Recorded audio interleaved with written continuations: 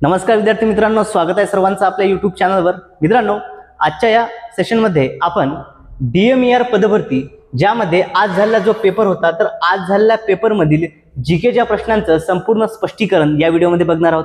चला तर मग व्हिडिओला सुरुवात करूया। बघा, या ठिकाणी आजच्या सेशनमधील आपला पहिला प्रश्न बघा काय आहे। खालीलपैकी कोणत्या ठिकाणी दैनिक सरासरी तापमान कक्षा ही जास्त आहे? बघा, दैनिक सरासरी तापमान कक्षा ही कोणत्या ठिकाणी जास्त आहे असा प्रश्न आपल्याला विचारलेला आहे। पर्याय बघा, ए आहे पुणे, बी आहे नागपूर, सी आहे कोल्हापूर आणि डी आहे अलिबाग। तर बघा, सरासरीपेक्षा जे दैनिक तापमान कक्षा असते ही नागपूर या ठिकाणी जास्त असते। ओके, पर्याय क्रमांक बी नागपूर हे आपल्या प्रश्नाचं योग्य असं उत्तर आहे। ओके, बघा मग आता नागपूरची जी सरासरी तापमान कक्षा आहे इतरांपेक्षा जास्त काय आहे या संदर्भात जर बघतो म्हटलं तर बघा विद्यार्थी मित्रो, दैनिक तापमान कक्षा ही सर्वाधिक नागपूर जिल्ह्यात आढळते। आता नागपूरमध्ये जे दिवसाचं तापमान असतं हे 48 अंश सेल्सिअस, तर रात्रीचं जे आहे हे 19 अंश सेल्सिअस पर्यंत खाली उतरते। त्याच्यामुळे जे आहे या ठिकाणी नागपूर हा जो जिल्हा आहे जी आहे दैनिक तापमान सरासरी कक्षेमध्ये सर्वाधिक या ठिकाणी आहे। यानंतर पुढचा प्रश्न बघा, पुढील प्रश्न काय सांगतो, खालीलपैकी कोणते राज्य पवन ऊर्जेत अग्रेसर आहे? बघा, पवन ऊर्जेमध्ये अग्रेसर असणारं राज्य कोणतं आहे असा प्रश्न आपल्याला या ठिकाणी विचारलेला आहे। पर्याय बघा, महाराष्ट्र, केरळ, कर्नाटक की तामिळनाडू। बघा, दिलेल्या पर्यायापैकी पवन ऊर्जेमध्ये अग्रेसर असणार राज्य कोणतं आहे? तर बघा विद्यार्थी मित्रो, या ठिकाणी पवन ऊर्जेत अग्रेसर असणारं राज्य ते कोणतं आहे? तर ते आहे विद्यार्थी मित्रो तामिळनाडू। ओके, तामिळनाडू हे 1 नंबरला येते या ठिकाणी। आणि जर देशाचा विचार केला तर देशामध्ये जे आहे चीन देश हा सर्वात अग्रस्थानी आहे। ओके, त्यानंतर अमेरिका, जर्मनी आणि भारत जो आहे आपला 4थ्या क्रमांकावरती येतो। भारत देश कितव्या क्रमांकावरती येतो? 4थ्या क्रमांकावरती येतो। त्यामुळे या ठिकाणी पर्याय क्रमांक डी तामिळनाडू आपल्या प्रश्नाचं योग्य असं उत्तर असणार आहे। यानंतर नेक्स्ट क्वेश्चन बघा, आता या ठिकाणी पहिलं राज्य जे आहे तामिळनाडू राज्य आपण बघितलं, त्यामध्ये तिसरा प्रश्न काय असतो बघा, श्रीपती शेषाद्री प्रकरण हे खालीलपैकी कोणत्या समाज सुधारकाशी संबंधित आहे? बघा, इतिहासाच्या दृष्टिकोनातून जर बघितलं तर हे जे प्रकरण आहे खूप गाजलेलं आहे। ओके, बघा मग आता हे कोणाशी संबंधित आहे? पर्याय बघा, जगन्नाथ शंकर शेठ, बी बाळशास्त्री जांभेकर, सी भाऊ दाजी लाड आणि डी या ठिकाणी चौथा पर्याय तो म्हणजे छत्रपती शाहू महाराज। तर विद्यार्थी मित्रो, हे जे प्रकरण आहे हे गाजलेलं होतं बाळशास्त्री जांभेकर यांच्या संदर्भात आहे। ओके, बघा काय आहे या ठिकाणी, बघा जे प्रकरण आहे या प्रकरणासंदर्भात काय आहे तर शेषाद्री परळीकर यांनी आपल्या अल्पवयीन मुलास जे आहे या ठिकाणी जबरदस्तीने ख्रिश्चन बनवत होते। काय करते? जबरदस्तीने ख्रिश्चन बनवत होते, तेव्हा शुद्ध करून त्यांना हिंदू धर्मात परत घेतले। त्यामुळे परळीकर या प्रकरणामुळे बाळशास्त्री जांभेकरांना सनातनी लोकांनी हा खूप विरोध केला होता। ओके, सनातनी लोकांनी काय केला होता? यांना खूप विरोध त्या ठिकाणी केला होता। यानंतर पुढचा प्रश्न बघा, ज्योतिबा फुले यांना महात्मा फुले ही पदवी जी आहे, ओके, महात्मा ज्योतिबाजी फुले यांना महात्मा ही जी पदवी आहे ही पदवी कोणी दिली असा प्रश्न आहे। पर्याय बघा, ए ब्रिटिश सरकार, बी पुणेकर जनता, सी मुंबईचे नागरिक आणि डी आहे सातारकर जनता। बघा, हा प्रश्न विद्यार्थी मित्रो IMP बेस आहे। ओके, TCS आणि IBPS पॅटर्न मध्ये आपल्याला याच्यावरती प्रश्न हा बऱ्याच वेळा विचारलेला दिसून आलेला आहे। तर महात्मा ज्योतिबा फुले यांना ज्योतिबा जी आहे, ज्योतिबा यांना महात्मा याची फुले ही पदवी जी आहे ही कोणी दिली होती? तर ही मुंबईच्या नागरिकांनी दिली होती। मुंबईचे नागरिक पर्याय क्रमांक सी आपल्या या प्रश्नाचं योग्य असं उत्तर आहे। ओके, बघा यांना मुंबई या ठिकाणी ही पदवी देण्यात आली होती। कधी दिली होती? तर 1888 मध्ये मुंबईतील हजारो जी आहे जनता, या जनतेने यांना महात्मा ही पदवी दिली। आणि कुठे दिली? त्याचं ठिकाण जे आहे तर ठिकाण आहे विद्यार्थी मित्र कोळीवाडा। ओके, कुठे? कोळीवाड्यामध्ये ही त्यांनी दिली होती। विद्यार्थी मित्रो, बघा जर हे सेशन तुम्हाला आवडत असेल, जर व्हिडिओ आवडत असेल तर सर्वांनी आपल्या चॅनलला सबस्क्राईब करायचं आहे। तसेच या प्रश्नांची जर तुम्हाला PDF डाउनलोड करायची असेल तर PDF डाउनलोड करण्याकरता आपलं टेलिग्राम चॅनल जॉईन करायचं आहे, ज्याची लिंक मी या व्हिडिओच्या डिस्क्रिप्शन बॉक्समध्ये दिलेली आहे। ओके, चला सर्वांनी एकदा व्हिडिओला लाईक करायचं आहे। त्यानंतर पुढचा प्रश्न बघा, महत्त्वपूर्ण असा हा प्रश्न आहे, मानव पालेभाज्यांतील सेल्युलोज पचवू शकतो नाही, कारण रिकामी जागा हे विकर त्याच्या जठरात नसते। बघा, मानव जो आहे पालेभाज्यातील सेल्युलोज हा जो विकर आहे हा पचवू शकत नाही। ओके, हे पचवू शकत नाही का? कोणतं विकर आपल्या शरीरात नसतं? पर्याय बघा, सेल्युलेज, बी पेप्सिन, सी सेल्युलिन आणि डी आहे सेल्युपेप। तर विद्यार्थी मित्रो, दिलेल्या पर्यायापैकी ऑप्शन नंबर ए सेल्युलेज हे या प्रश्नाचं योग्य असं उत्तर आहे। ओके, बघा सेल्युलेज हे जे विकर आहे आपल्या शरीरात नसल्यामुळे आपण पालेभाज्यामधील काय आहे तर सेल्युलोज हे पचू शकत नाही. ओके, चला बघा, सेल्युलोजचे पचन करण्यासाठी सेल्युलोज हे विकर कुठल्याही पृष्ठवंशीय प्राण्यांच्या अन्ननलिकेमध्ये, ओके, हे काय कुठल्याही पृष्ठवंशीय प्राण्याच्या अन्ननलिकेत स्वल्याला जात नाही आणि मात्र मानव जो आहे या पालेभाज्यातील सेल्युलोज पचू शकत नाही. ओके, चला बघा विद्यार्थी मित्रो, यानंतर नेक्स्ट क्वेश्चन पहा. पुढचा प्रश्न आपल्या स्क्रीनवरती आहे. काय सांगतो प्रश्न बघा, मद्यपानामुळे शरीरात कशाचा अभाव निर्माण होतो? बघा, मद्यपान जे आहे, मद्यपान केल्यामुळे शरीरात कशाचा अभाव निर्माण होतो असा प्रश्न आहे. पर्याय बघा, A thiamine, B retinol, C niacin आणि डी आहे या ठिकाणी ॲस्कॉर्बिक आम्ल. ओके, ॲस्कॉर्बिक ऍसिड ज्याला आपण म्हणतो. बघा, मद्यपानामुळे कशाचा अभाव आपल्या शरीरामध्ये होतो?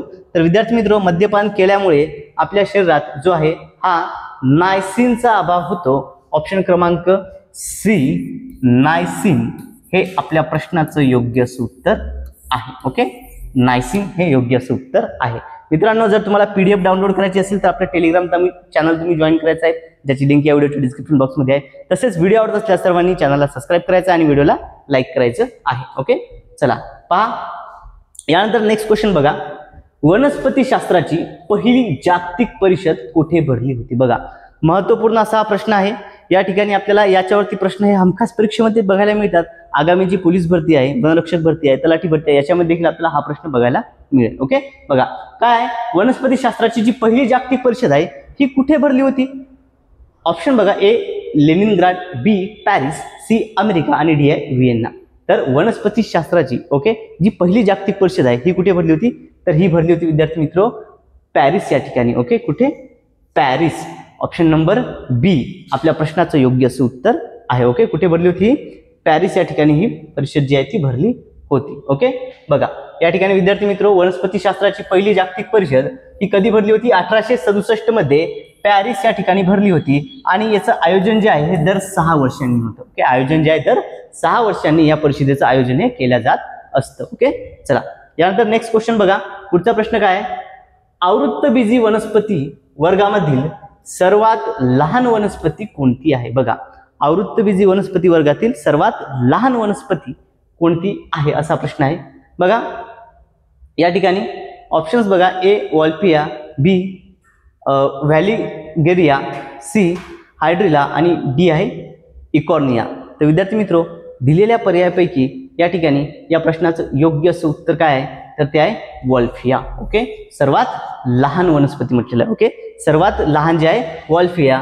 मग लक्षात असू द्या, या ठिकाणी आपल्याला खूप महत्त्वपूर्ण प्रश्न आपण बघतोय. बघा, सर्वात लहान आहे वॉल्फिया.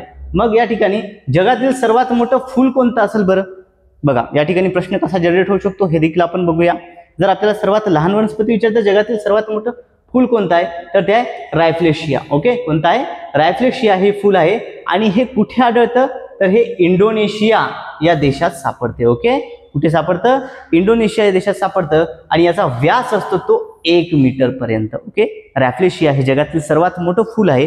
याचा व्यास किती असतो? 1 मीटर पर्यंत याचा हा व्यास असतो. मित्रांनो, व्हिडिओ आवडत असल्यास सर्वांनी चॅनलला सबस्क्राईब करायचं आणि व्हिडिओला लाईक करायचं आहे. ओके, चला यानंतर नेक्स्ट क्वेश्चन बघा.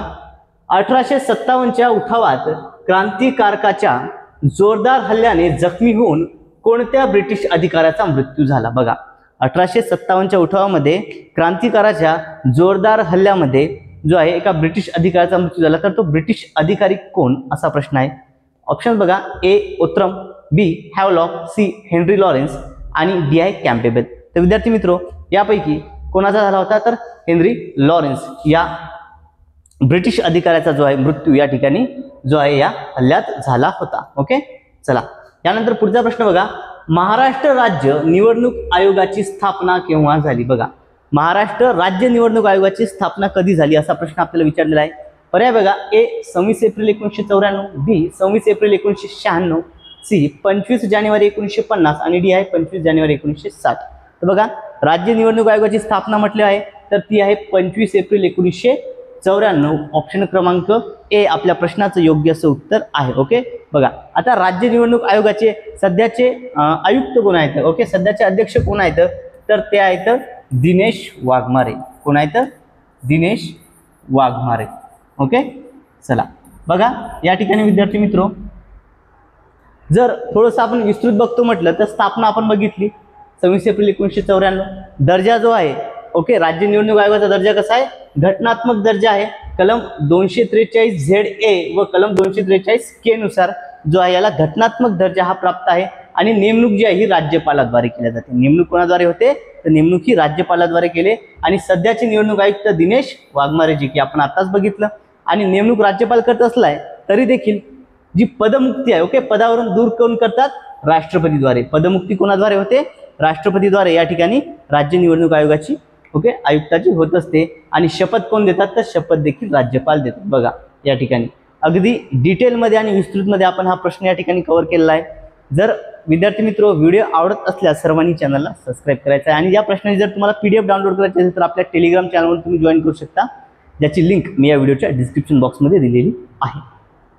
त्यानंतर नेक्स्ट क्वेश्चन बघा, कोणत्या घटनादुरुस्तीनुसार मूलभूत कर्तव्यांचा समावेश हा भारतीय राज्यघटनेत करण्यात आला? बघा, कोणत्या घटनादुरुस्तीनुसार जी मूलभूत कर्तव्य आहेत या मूलभूत कर्तव्यांचा समावेश हा आपल्या घटनेमध्ये करण्यात आला असा प्रश्न विचारलेला आहे. पर्याय बघा, ए आहे 45वी घटनादुरुस्ती, बी 46वी घटनादुरुस्ती, सी 42वी आणि डी आहे 44वी. ओके, तर बघा विद्यार्थी मित्र, या ठिकाणी जी मूलभूत कर्तव्य आहेत, ओके, ही जी आहेत मूलभूत कर्तव्य ही 42व्या घटनादुरुस्तीनुसार आपल्या याच्यात समाविष्ट करण्यात आली. ओके, चला यानंतर नेक्स्ट क्वेश्चन बघा, भारतीय राज्यघटनेचे कलम 40 हे कशाशी संबंधित आहे? बघा, भारतीय राज्यघटनेचे कलम 40 जे आहे हे कशाशी संबंधित आहे असा प्रश्न विचारलेला आहे. बघा, ए आहे समान नागरी कायदा, बी पंचायत राज, सी समान कामासाठी समान वेतन आणि डी आहे महिला सबलीकरण. तर बघा कलम 40 विचारलेला आहे विद्यार्थी मित्र आपल्याला. या ठिकाणी कलम 40 जे आहे हे काय सांगतं? तर कलम 40 आहे ग्रामपंचायतीचे संघटन. ओके, काय? ग्रामपंचायतीचे संघटन म्हणजेच काय बरं? ग्रामपंचायतीचे संघटन म्हणजेच काय म्हणू शकतो आपण या ठिकाणी? ग्रामपंचायतीचे संघटन म्हणजेच काय? या ठिकाणी हा कशाचा भाग झाला? हा झाला पंचायत राजचा. म्हणजेच पर्याय क्रमांक बी पंचायत राज हे आपल्या प्रश्नाचं योग्य उत्तर असणार आहे. बघा, समान नागरी कायदा जर असतं याचा कलम आहे कलम 44. कोणता आहे? आर्टिकल 44 हे समान नागरी कायद्यासाठी आहे. ओके, चला यानंतर पुढचा प्रश्न बघा, खालीलपैकी कोणत्या ठिकाणास महाराष्ट्रातील चेरापुंजी असे म्हटले जाते? बघा, महाराष्ट्रातील चेरापुंजी असं कोणत्या ठिकाणास म्हटले जाते असा प्रश्न विचारलेला आहे. ऑप्शन बघा, ए आहे कोकण, बी माथेरान, सी आंबोली आणि डी आहे रामटेक. तर विद्यार्थी मित्र, या ठिकाणी महाराष्ट्रातील चेरापुंजी म्हटलेला आहे. बघा, महाराष्ट्रातील चेरापुंजी म्हणजे बघा चेरापुंजी काय आहे? तर चेरापुंजी भारतातील सर्वात जास्त पाऊस पडणारे ठिकाण. व त्याच पद्धतीने महाराष्ट्रात ज्या ठिकाणी सर्वात जास्त पाऊस पडतो म्हणजेच महाराष्ट्रातील चेरापुंजी म्हटलं तर Amboli. Option number C Amboli आपल्या प्रश्नाचं योग्य असं उत्तर असणार आहे. त्यानंतर पुढचा प्रश्न बघा, थोडंसं स्पष्टीकरण या संदर्भात का दिलं आहे? कारण महाराष्ट्रात सर्वाधिक पाऊस पडणारे ठिकाण म्हणून भारतातील सर्वाधिक पाऊस पडणाऱ्या ठिकाणाची जी उपमा आहे या ठिकाणी याला उपमा दिली गेलेली आहे. ओके, चला यानंतर नेक्स्ट क्वेश्चन बघा, कोकणातील सर्वात लांब नदी कोणती आहे? बघा, कोकणातील सर्वात लांब नदी कोणती आहे असा प्रश्न विचारलेला आहे. बघा, ए वैतरणा, बी उल्हास, सी कुंडलिका आणि डी यापैकी नाही. कोकणातील सर्वात लांब नदी कोणती आहे? तर ती आहे विद्यार्थी मित्र उल्हास. ओके, कोणती येते? उल्हास ही कोकणातील सर्वात लांब नदी आहे. ओके, बघा या ठिकाणी ही जी नदी आहे विद्यार्थी मित्र, या नदीची जी लांबी आहे ही 122 किलोमीटर आहे. किती आहे?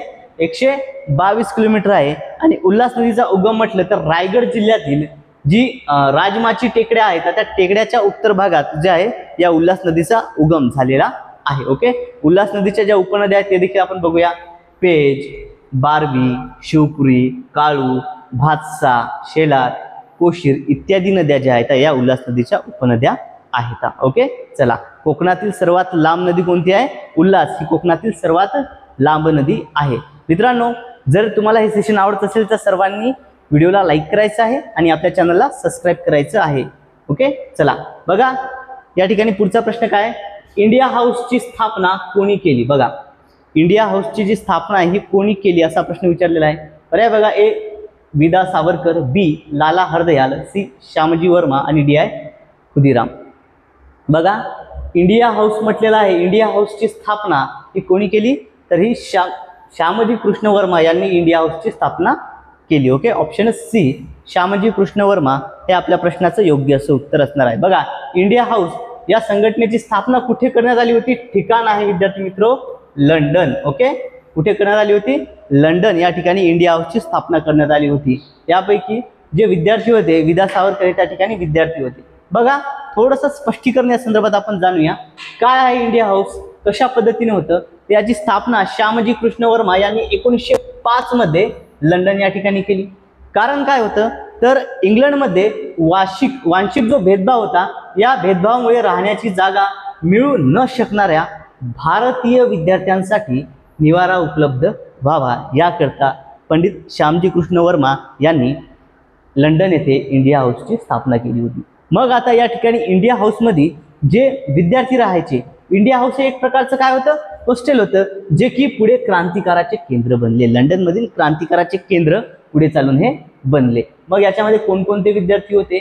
बघा, इंडिया हाऊसमध्ये क्रांतिकारक कोणते होते? यामध्ये सरदार सिंग राणा, मादाम भिकाजी कामा, विनायक दामोदर सावरकर, सेनापती बापट, आचार्य लाला हरदयाळ, मदनलाल धिंगरा, वीरेंद्रनाथ चट्टोपाध्याय. ओके, हे सर्व त्या ठिकाणी होते. आणि श्यामजी कृष्ण वर्मा यांनी इंडियन सोशलिस्ट हे इंग्रजी वृत्तपत्र देखील त्या ठिकाणी त्यांनी काढलं होतं. ओके, बघा विद्यार्थी मित्रो, अशा पद्धतीने आपण या ठिकाणी महत्त्वपूर्ण प्रश्न आजच्या या व्हिडिओमध्ये बेगितलेले आहेत. होप सर्वांना हा व्हिडिओ आवडला असेल, सर्वांना हे सेशन आवडलं असेल. बघा विद्यार्थी मित्रो, जर व्हिडिओ आवडला असेल तर सर्वांनी चॅनलला सबस्क्राईब करायचं आहे. साईडला जे बेल आयकॉन आहे त्याला देखील प्रेस करायचं आहे, म्हणजे येणाऱ्या प्रत्येक व्हिडिओची अपडेट तुम्हाला अगदी वेळोवेळी मिळत राहील आणि कोणताही व्हिडिओ तुमच्याकडून मिस होणार नाही.